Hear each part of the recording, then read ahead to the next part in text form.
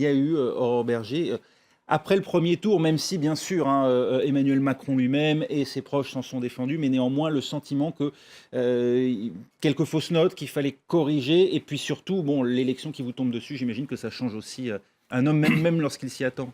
Vous savez, moi, je l'avais vu le soir du premier tour, Mm. avant qu'il prenne la parole, quand il est venu nous voir vers 19h. Mm. C'était un moment un peu particulier parce qu'à ce moment-là, on savait qu'il était qualifié au second tour, mais on ne savait pas face à qui. Et moi, j'ai vu un homme qui était déjà empreint d'une gravité et d'une solennité que je ne lui avais jamais vue auparavant.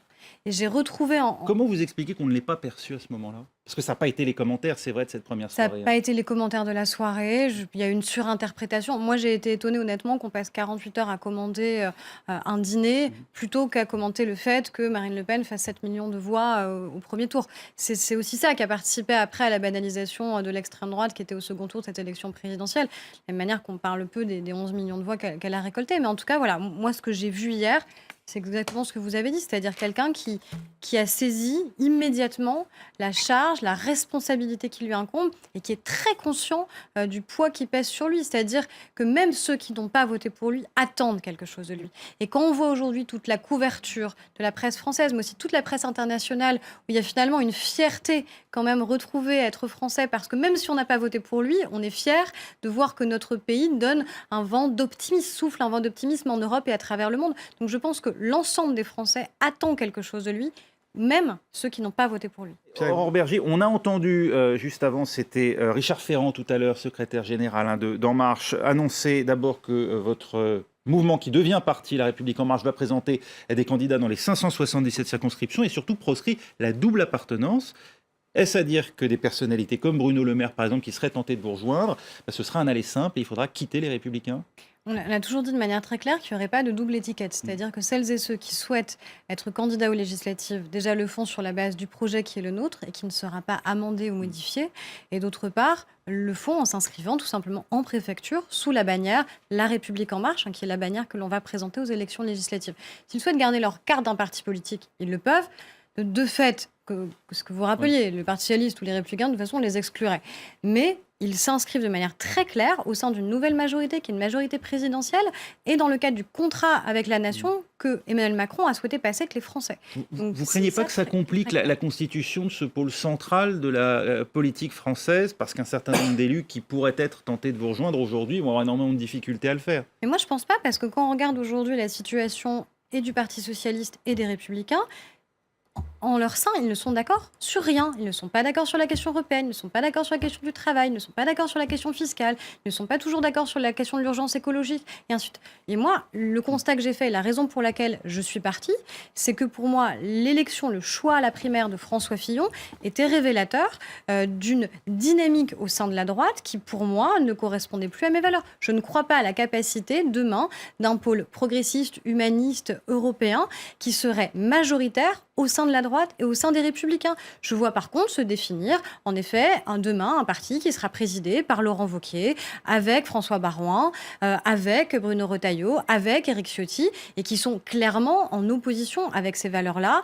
qui ont été extrêmement ambiguës dans l'entre-deux tours, voire qui, pour certains d'entre eux, ont prôné carrément le vote blanc, sans qu'on leur ait retiré quoi que ce soit, sans qu'on les ait exclus, rompant aussi avec ce qui avait fait la création de l'UMP, qui était justement, d'éviter le 21 avril à l'envers. De fait, l'UMP est mort, les Républicains, avec un 21 avril à l'envers qui s'est produit, sur une élection qui leur était soi-disant acquise. Pendant 2 ans, on a dit aux électeurs de droite et aux élus de droite, peu importe le projet, peu importe le candidat, peu importe la campagne, vous gagnerez. Vous gagnerez. Donc, à un moment, moi, je pense qu'il faut acter du décès de l'UMP, les Républicains, tel que ça avait été construit au départ. Et moi, je crois vraiment que ce pôle, comme Pierre-Yves Bournadel le disait, libéral, humaniste, européen, ne sera jamais majoritaire dans cette famille politique-là. La priorité, c'est non pas forcément d'élargir les contours politiques de la majorité, mais d'approfondir d'une certaine manière et d'aller vers le terrain? Je pense qu'il y a à la fois l'enjeu de cohérence et de clarté autour du programme et aussi autour de la méthode de gouvernement. On a assez peu parlé finalement, je trouve, dans cette campagne de l'exercice du pouvoir. Peut-être que c'est apparu au moment du débat, où on s'est dit, en voyant la confrontation entre les deux, qu'au-delà des programmes respectifs, il y avait une candidate qui était dans l'incapacité à exercer le pouvoir le lendemain, parce que vraisemblablement, elle n'était pas prête à ça. Encore une fois, au-delà de ce qu'on peut penser, évidemment, du projet qui était le sien. Donc je pense que la logique d'Emmanuel Macron, le fait qu'il ait voulu passer un contrat avec la nation, c'est-à-dire comme un engagement contractuel vis-à-vis des Français autour de 6 chantiers prioritaires. Dire que dans les premiers jours de son quinquennat, on aura 3 chantiers prioritaires, dont 2 qui correspondaient d'ailleurs à ce que Pierre-Yves Bournazel énonçait, à savoir le premier, la simplification du Code du travail, et il a annoncé aussi une méthode de gouvernement, assumant de dire qu'il faudrait aller vite, et pourquoi pas passer par ordonnance. Donc tout est clair, tout est assumé. Et la moralisation. visible. Oui, enfin, il faut concrétiser, parce que simplification je du finis code... juste sur les 3 Pardon, chantiers prioritaires. oui. Deuxième, Moralisation. sur la moralisation de la vie politique et aussi le renouveau de la vie démocratique avec l'introduction d'une dose de proportionnelle. Ça faisait partie de l'alliance qui a été conclue avec François Bayrou, qui était aussi une alliance programmatique sur un sujet qui est incarné par François Bayrou depuis de très longues années. Et le dernier chantier, qui est l'école, parce qu'en effet, pour rappeler les mots d'Alain Juppé, c'est la mère des réformes, avec la préparation de la rentrée, puisqu'on veut revenir sur un certain nombre de dispositions de la réforme des collèges qui avaient été faites, réintroduction des classes européennes, des classes bilingues, réintroduction de l'apprentissage du français, et notre enjeu qui est de faire en sorte qu'enfin dans notre pays, on n'ait pas des inégalités sociales qui s'ajoutent aux inégalités scolaires et inversement avec la réduction du nombre d'élèves par classe dans les zones prioritaires. Il y a la question aussi de la méthode, notamment sur la réforme du travail. Vous comptez procéder par ordonnance. On sait que pour les syndicats notamment, et y compris la CFDT, c'est un point qui pourrait être bloquant. Pour l'instant, il a annoncé une méthode de gouvernement. Je pense que ce qui est important, c'est la clarté. Et c'est le fait d'assumer. Ce qui a, il me semble, manqué dans les précédents quinquennats, c'est que soit les réformes qui ont été conduites n'avaient pas été annoncées auparavant. Elles ont été conduites sous le coup de la crise pour l'un, sous une inflexion programmatique pour l'autre.